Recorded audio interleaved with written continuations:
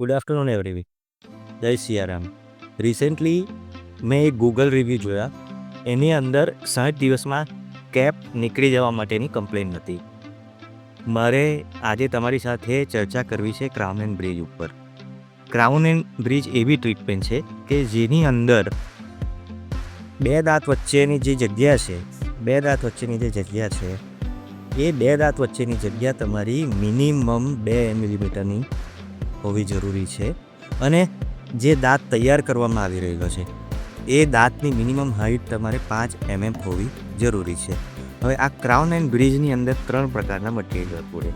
એક મેટલનું મટીરિયલ આવે છે, એક મેટલ ટુ સિરામિક, જે અંદર મેટલ અને બહાર સિરામિક હોય છે, અને એક ફૂલ સિરામિક મટીરિયલ આવે છે. હવે જ્યારે પણ બે દાંત વચ્ચેની જગ્યા ઓછી હોય ત્યારે પ્રેફરેબલ મટીરિયલ મેટલ છે અથવા તો ફૂલ સિરામિક છે. જો પ્રિફરેબલ જગ્યા આપણી પાસે નથી બે દાંતની વચ્ચેની, તો એના માટેના ઓપ્શન્સ છે કે પેડાને કાપીને દાંતને મોટો કરવામાં આવે છે, અથવા તો પોસ્ટ એન્ડ કોરની એક અલગ ટ્રીટમેન્ટ આવે છે જે કરીને દાંતની હાઇટ વધારવામાં આવતી હોય છે.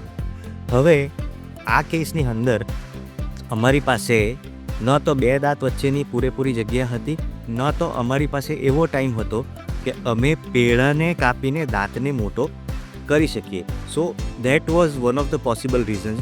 પ્લસ બીજું કે જ્યારે પણ અમે આર્ટિફિશિયલ પ્રોસ્થેસિસ આપતા હોઈએ છીએ in terms of crown and bridge, ત્યારે પેશન્ટોને અમે નેગેટિવ પ્રેશર ક્રિએટ થાય એવી કોઈ પણ ચીજ ખાવાની મનાઈ કરતા હોઈએ છીએ, જેની અંદર ચ્યુઇંગમ આવી જાય છે, ચીકણા પદાર્થો જેવી કે ચીકીને એવી બધી વસ્તુ આવી જતી હોય છે. અહીંયા આપણે આરએસ ઓરલ કેરની અંદર જે પણ મટીરિયલ ક્રાઉન એન્ડ બ્રિજના સિમેન્ટેશન માટે વાપરીએ છીએ એ બધા હાઈ એન્ડના મટીરિયલ છે, જેવા કે 3Mનું આ એક મટીરિયલ છે, વોકો કંપનીનું આ એક લ્યુટિંગ મટીરિયલ છે, અને જીસી ફ્યુજી પ્લસ જે રેરેસ્ટ ઓફ ધ રેર લોકો વાપરે છે એ મટીરિયલ આપણે અહીંયા વાપરીએ છીએ.